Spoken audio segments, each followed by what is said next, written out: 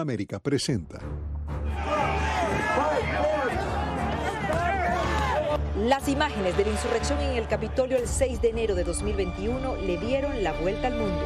Un declive muy fuerte en la confianza de la población hacia sus instituciones democráticas. En un evento sin precedentes. Una campaña de presión impulsada por el expresidente con el objetivo de anular los resultados de las elecciones presidenciales de 2020 y bloquear la transferencia del poder. Se está dando un comportamiento muy problemático y la gente debe prestar atención. Está en riesgo la democracia de uno de los países abanderados en la defensa de este sistema. En V360 analizamos las consecuencias del asalto al Capitolio, más allá de las cifras. Una jornada que enfrenta a los poderes ejecutivo, legislativo y judicial. Hola, ¿qué tal? Sean bienvenidos a V360. Soy Natalí Salas Guaitero, los saludo desde Washington. Bueno, vamos a comenzar con lo que ha sido catalogado como un evento sin precedentes, el ataque al Capitolio de Estados Unidos el pasado 6 de enero de 2021.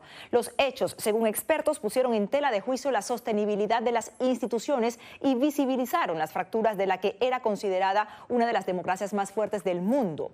¿Qué tan segura y resistente es la Constitución de Estados Unidos? ¿Están los servidores públicos dispuestos a protegerla a capa y espada? Vamos a verlo.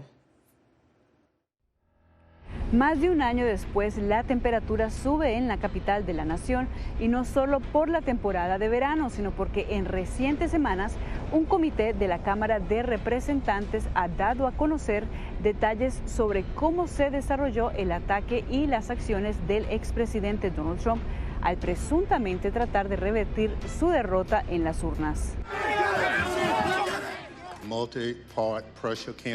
Una campaña de presión impulsada por el expresidente con el objetivo de anular los resultados de las elecciones presidenciales de 2020 y bloquear la transferencia del poder. En todo momento, el expresidente Donald Trump ha calificado de injusta la investigación del comité, sobre todo luego de las reveladoras declaraciones de Cassidy Hutchinson, quien trabajaba a solo pasos de la oficina Oval.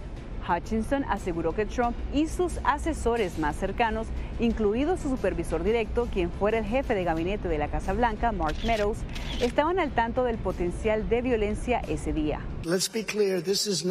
Esta es una producción teatral de ficción política partidista que está teniendo terribles índices de audiencia y se están volviendo locos. Pero más allá de los roces políticos entre demócratas y republicanos, analistas apuntan a que durante estos eventos se fracturó uno de los pilares más importantes de la sociedad, la seguridad de las instituciones estadounidenses. Un declive muy fuerte en la confianza de la población hacia sus instituciones democráticas. Lo que ocurrió en el Capitolio fue la gota que derramó el vaso, según expertos. Si bien por años han ocurrido eventos en los que se ponía en manifiesto la polarización social, como en toda democracia, a raíz de los sucesos de enero de 2021, algo parece haber emergido en la sociedad estadounidense, un escrúpulo generalizado sobre el proceso electoral. La democracia estadounidense está asentada en un precipicio y realmente puede ir en una variedad de direcciones. Quizás nuestras instituciones aguanten y la gente esté a la altura de las circunstancias. Se está dando un comportamiento muy problemático y la gente debe prestar atención. Pero retomando el tema de las audiencias legislativas, Cassidy Hutchinson reveló que el expresidente Trump tuvo la intención de ir al Capitolio y estuvo a punto de lograrlo. El señor Cipollone dijo algo como: por favor, asegúrate de que no vayamos al Capitolio. Seremos acusados de todos los delitos inimaginables si permitimos que eso suceda. Las recientes evidencias y testimonios han planteado incluso la posibilidad de que algunos legisladores consideren llevar a juicio al expresidente Donald Trump. Pero ¿existe precedente de enjuiciamiento a un mandatario? No. ¿Está el Departamento de Justicia en capacidad de hacerlo? Sí. También reconocemos que estos son desarrollos extraordinarios que han tenido lugar en Estados Unidos. Hubo una clara insurrección y desde el punto de vista legal hubo intención. Sin embargo, para que ese proceso judicial tome lugar deben haber pruebas contundentes. Creo que es difícil de decir porque estoy seguro de que el Departamento de Justicia está en conflicto. Por un lado, hay muchas pruebas que implican a Trump con un comportamiento muy objetable, pero también saben que si presentan un caso en su contra, va a ser muy polarizador para Estados Unidos, va a ser muy conflictivo. Mientras las audiencias en el Capitolio continúan y el Departamento de Justicia concluye su investigación, luego de la cual presentará o no cargos al expresidente Donald Trump, una gran parte de la población estadounidense se pregunta, ¿y ahora qué? Las elecciones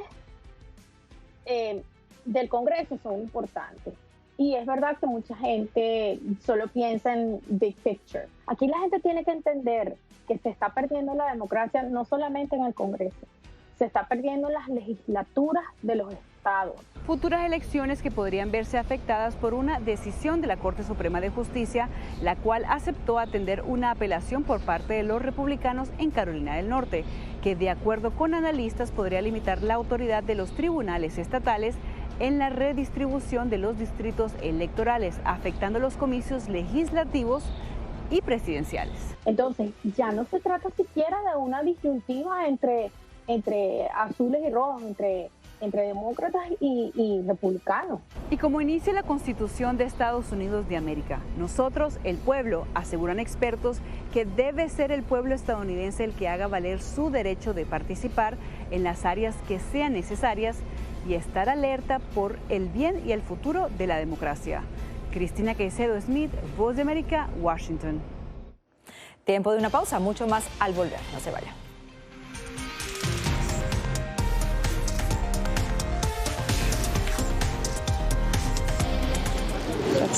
Es increíble, no encuentro palabras para explicar esto. No solamente que no tienen casa, han perdido a sus familias, pero han perdido su país. Los pasos de su travesía, sus motivaciones y sueños, ucranianos y latinos, se unen en territorio fronterizo que separa a Estados Unidos y México cuando una era llega a su fin y otra comienza a construirse paso a paso. Vea De Frontera a Frontera, una serie especial de La Voz de América.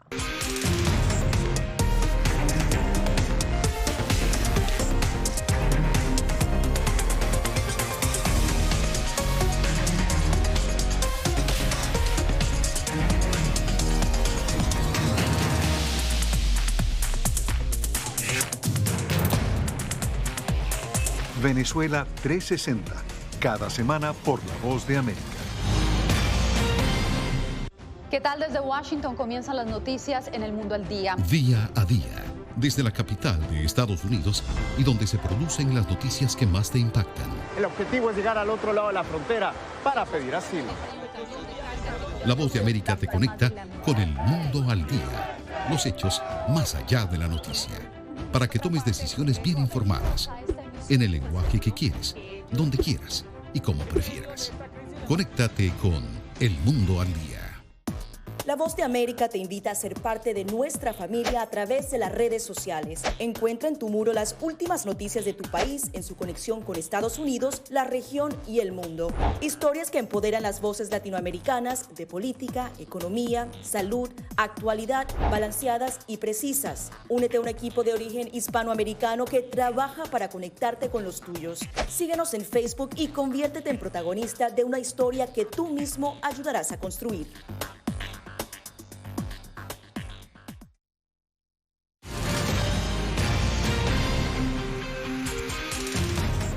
Ponemos ahora la lupa en temas de salud. De acuerdo con la Organización Panamericana de la Salud, más de 62 millones de personas en la región de las Américas sufren de diabetes. Aparte de las complicaciones y demás impacto en los sistemas de salud, la tecnología está jugando un papel preponderante. Jaime Moreno nos cuenta de qué forma. Fred es amante de la jardinería, un pasatiempo que ahora disfruta mucho más que antes porque su diabetes está bajo control. Antes, cuando usaba una tira reactiva, me preocupaba por mis niveles, pero ya no. Ahora tengo una ayuda para el control de mi diabetes. Eso me da más tranquilidad. Se trata de los dispositivos portátiles que se adhieren al cuerpo y rastrean y registran continuamente los niveles de azúcar en la sangre. Los datos van directamente a la computadora de su médico de cabecera. Lo han ayudado a hacer cambios en su estilo de vida que han mejorado sus niveles de glucosa. Este dispositivo me ayudó a controlar mi dieta diaria y pude lograr la meta que tenía. Así como Fred, un número creciente de personas recurren a dispositivos como este para ayudar a controlar su salud. Según expertos, esta tecnología podría ser una opción para controlar a pacientes con riesgo de desarrollar enfermedades cardiovasculares, que al año cobran la vida de más de 2 millones de personas en la región. Sin embargo, sus bondades compiten con su costo, algo que no resulta del todo sostenible para algunos bolsillos en países de América Latina. En promedio, su precio ronda los $100 y tiene una vigencia de 2 semanas. De acuerdo con el estudio publicado por la Universidad de Edimburgo en 2017, en la región, la cifra de muertes al año por diabetes supera las 330,000 y los costos asociados a los tratamientos, medicamentos y beneficios laborales rondaron los 4.720 millones de dólares, sin contar los costos de hospitalizaciones, consultas médicas y atención por complicaciones. La carga total asociada con la diabetes en América Latina se estimó en más de 65,000 millones de dólares y se cree que este número pueda ir en aumento. Es por eso que tecnologías como las que usa Fred pueden ayudar. Uso mi Apple Watch para controlar mis pasos, mi frecuencia cardíaca y los niveles generales de mi actividad. Los consumidores pueden compartir esos datos con su médico. Puedo obtener información desde el teléfono. Además, puedo detectar anomalías desde un Apple Watch. En una semana obtengo la misma muestra que normalmente recibiría en un año. Así que esto realmente está cambiando la forma en que estamos controlando los malos resultados y atendiendo a nuestra población.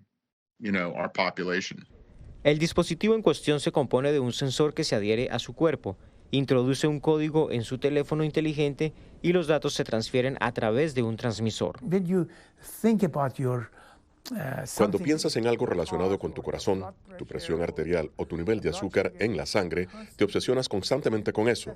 Con esto, esa obsesión desaparece. Hoy en día, la tecnología continúa desarrollando mecanismos que serán aún menos intrusivos, que recolectan datos sobre la salud de manera silenciosa a través de dispositivos como los relojes inteligentes y teléfonos. Y esto es definitivamente una buena noticia, aunque acarree el ajuste de los presupuestos en materia de salud de los países menos desarrollados. Jaime Moreno, Voz de América. Y en Venezuela la crisis de salud ha provocado que algunas embarazadas den a luz en plena calle. Adriana Núñez Rabascal pudo conversar con una de estas mujeres que pasó por una situación así y vivió para contarlo. Les advertimos que las imágenes a continuación pueden ser impactantes. Unos 20 escalones más abajo de su residencia, Daikari Montes dio a luz a su tercer hijo. Por fortuna, su tía y una prima graduada de enfermera estaban cerca del lugar y corrieron a ayudarla. Bajando con la lluvia, buscando el paraguas para no mojarme.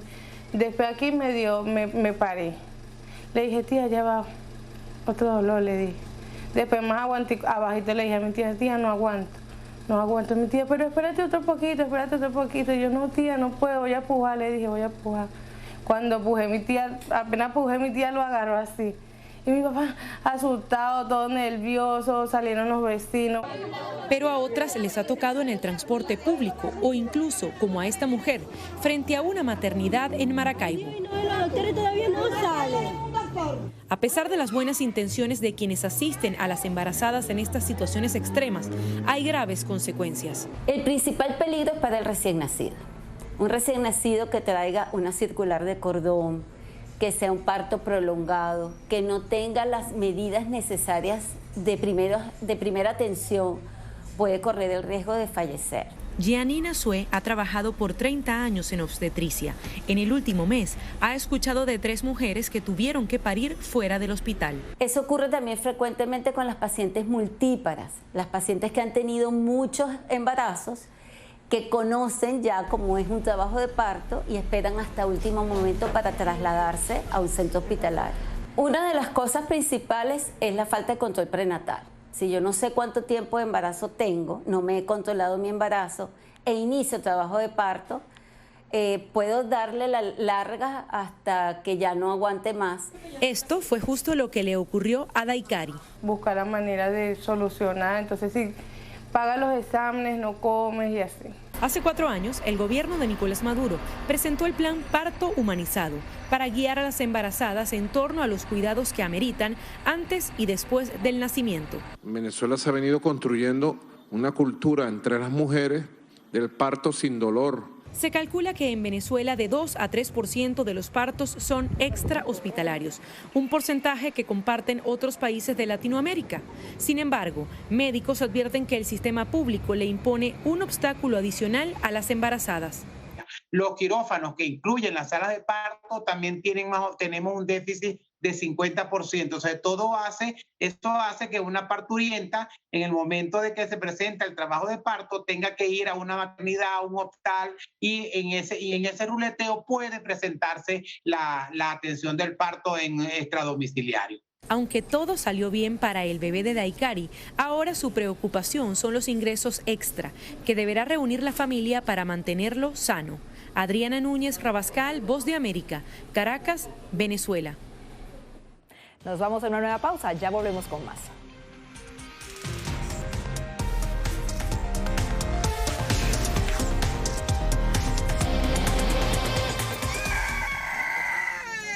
They are scared. Some of them lost their houses during bombardments.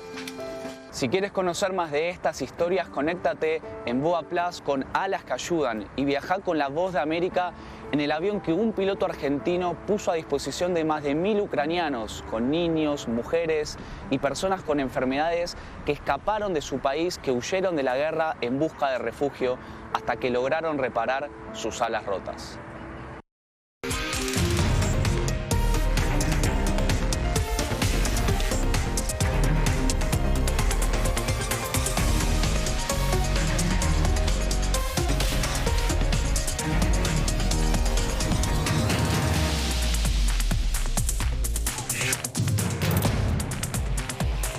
Venezuela 360, cada semana por La Voz de América. ¿Qué tal? Desde Washington comienzan las noticias en El Mundo al Día. Día a día, desde la capital de Estados Unidos y donde se producen las noticias que más te impactan. El objetivo es llegar al otro lado de la frontera para pedir asilo. La Voz de América te conecta con El Mundo al Día, los hechos más allá de la noticia, para que tomes decisiones bien informadas, en el lenguaje que quieres, donde quieras y como prefieras. Conéctate con El Mundo al Día. Actualidad. Nos vamos a ver otra cepa nueva y otra cepa nueva. Análisis. En realidad, mucha de esta gente va a quedar parada de nuevo y va a ser una tragedia humana. Debate. Es la obsesión la tienen ustedes. Con la información más allá de los titulares. El tema energético es algo que se está analizando. La inflación es un problema global. 30 y 50 metros están ya las tropas. Su respuesta, doctor. Todas las semanas por La Voz de América.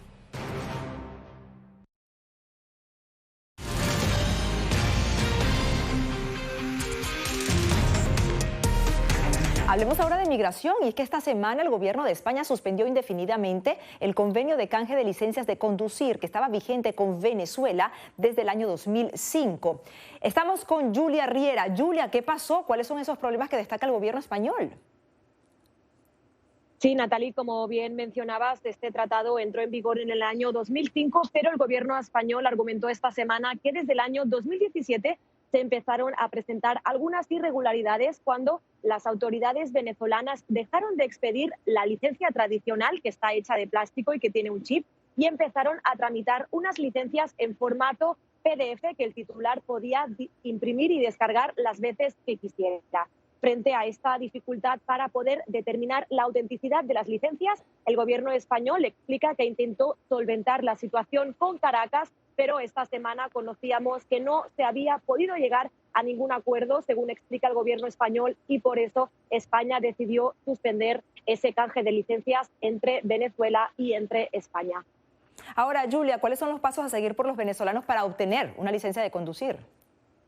Sí, ahora los venezolanos deberán empezar de cero, es decir, deberán estudiar un examen teórico y después presentarse a una prueba práctica para poder obtener su licencia.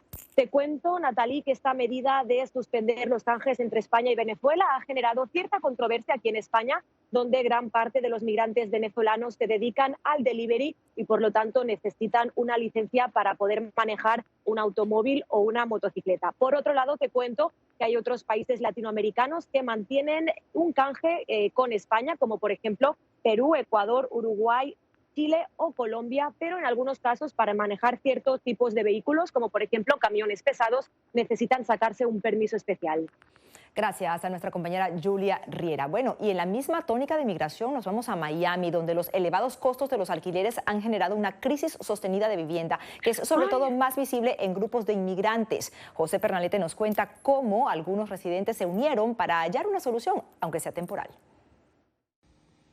Los alquileres de viviendas en Estados Unidos se han incrementado de manera desproporcionada y el sur de Florida no escapa a esta situación, que por cierto ha sido advertida por las propias autoridades. Y no es solo un problema en Miami-Dade, el país entero está viviendo una emergencia de asequibilidad. De las comunidades más afectadas por esta emergencia destacan los inmigrantes y dentro de este colectivo los venezolanos que recién llegan a través de la frontera sur son los que cobran mayor presencia en las calles de Miami. Muchas familias pasan incluso días y noches en su vehículo. Uno ve cómo se acomoda.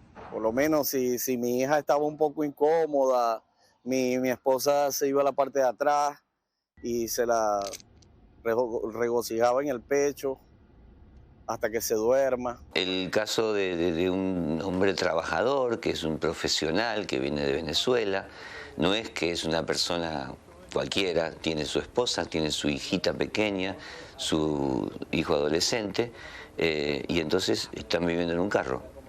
Y entonces no es que el hombre no quiere trabajar, sí está trabajando. Quizás una ayuda se le puede brindar, de decirle, bueno, mira, paga el mes, entra con el mes, no, tiene que pagar 3, si no, no, y se le cierra la puerta. O sea, la insensibilidad, digo yo, que hay. Este testimonio es uno de los tantos que a diario se oyen debido a la gran dificultad de acceso a una vivienda digna, los elevados costos de alquiler, lo que exigen los propietarios como cuota inicial y además requisitos de aplicación para muchos resulta impagable. Imagínate esta familia viviendo en un carro, de prestado en una casa, en un cuarto 4 o 5 personas. Es decir, son casos graves. Pero como existe la carencia, también existe la caridad. El Centro Comunitario AFE ha reunido esfuerzos de voluntarios para apoyar a estos inmigrantes que no tienen dónde vivir. El apoyo primario consiste en ayudarlos a ubicar un espacio digno que les sirva de refugio temporal. Y a pesar de estar contentos con lo alcanzado, reconocen que no es suficiente. Tendríamos que ponernos la mano en el corazón, todos los mayamenses, y a ver qué más podemos hacer por esta cantidad de gente que necesita en este momento buenos samaritanos que puedan ayudar un poquito más a todos estos casos.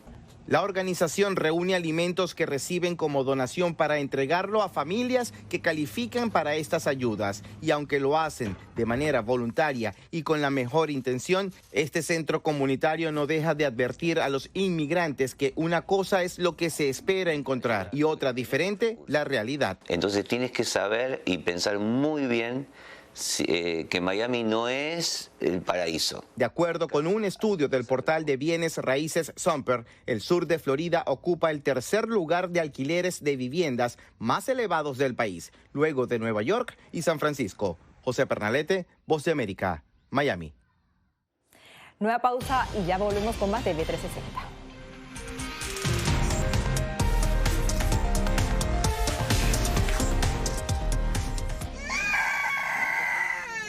They are scared. Some of them lost their houses during bombardments.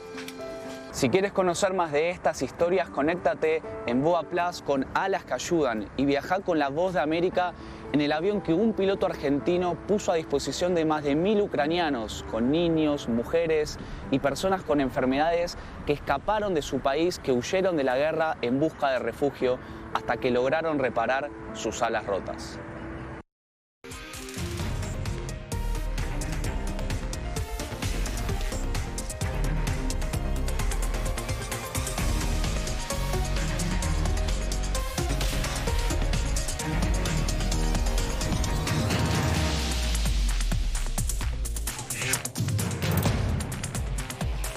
Venezuela 360, cada semana por La Voz de América. ¿Qué tal? Desde Washington comienzan las noticias en El Mundo al Día. Día a día, desde la capital de Estados Unidos y donde se producen las noticias que más te impactan. El objetivo es llegar al otro lado de la frontera para pedir asilo. La Voz de América te conecta con el mundo al día, los hechos más allá de la noticia, para que tomes decisiones bien informadas, en el lenguaje que quieres, donde quieras y como prefieras. Conéctate con El Mundo al Día. Actualidad. Vamos a ver otra cepa nueva y otra cepa nueva. Análisis. En realidad, mucha de esta gente va a quedar parada de nuevo y va a ser una tragedia humana. Debate. Dejen la obsesión la tienen ustedes. Con la información más allá de los titulares. El tema energético es algo que se está analizando. La inflación es un problema global. 30 y 50 metros están ya las tropas. Su respuesta, doctor. Todas las semanas por La Voz de América.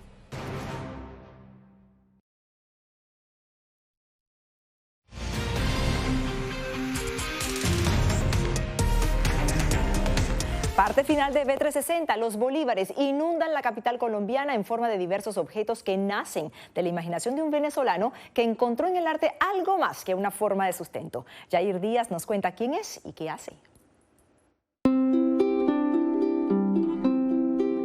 El escritor francés Antoine de Saint-Exupéry inmortalizó en su novela El Principito la frase "lo esencial es invisible a los ojos", y justo esa esencia de la vida es la que hizo visible para Ernesto Rojas el día en que decidió usar sus destrezas artísticas para ganarse la vida. Este proyecto ya tiene más de 9 años. Nació en Venezuela por las mismas inquietudes que uno tenía. De repente comenzamos a pintar porque nos gustaba. Paletas de colores, pinceles y personajes icónicos hacen parte de su proyecto Complemente Tour.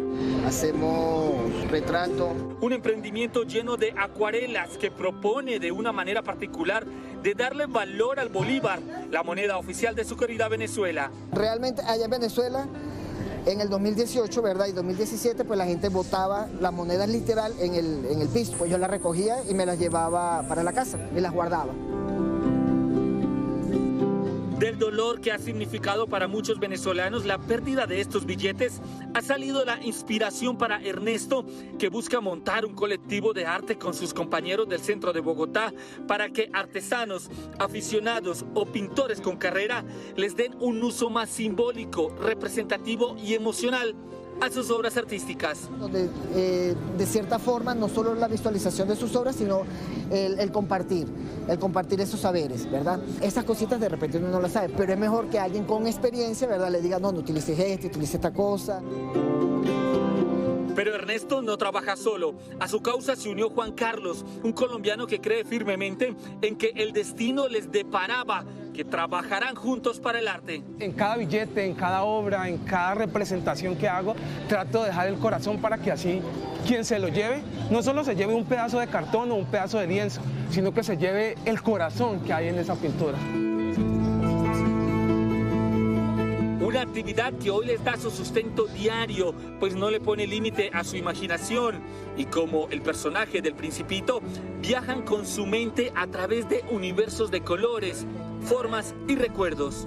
Tenemos a personajes de Estados Unidos, ¿verdad?, que son íconos de esa lucha, ¿verdad?, como Martin Luther King, Obama, en África, Nelson Mandela. Personajes como Barack Obama hacen parte de esta obra de arte en estos billetes que tiene un valor aproximado de $22 a $25. Los turistas que hojean esta propuesta artística se detienen a mirar con asombro la transformación de la devaluada moneda y aplauden la idea para sacarle provecho a estos billetes. Me parece muy bonito que, pues, digamos que ustedes que están pasando unas necesidades fuertes, pues puedan expresar eso en esos billetes. Me parece genial cómo pueden utilizarlo para expresar el arte. Y usando el devaluado bolívar venezolano como materia prima, nacen carteras, cinturones y hasta joyas, dándole una segunda oportunidad a un billete que perdió valor comercial, pero conserva intactas sus emociones. Jair Díaz, Voz de América, Bogotá, Colombia. Y recuerde que V360 y todos los materiales de Voz de América están en nuestras plataformas digitales. Puede también interactuar con nosotros a través de nuestra página de internet www.vozdeamerica.com y también nos consigue como Voz de América en Twitter, Facebook, Instagram y YouTube. Así que ya lo sabe, interactúe con nosotros. Llegamos al final de V360. Gracias por su preferencia.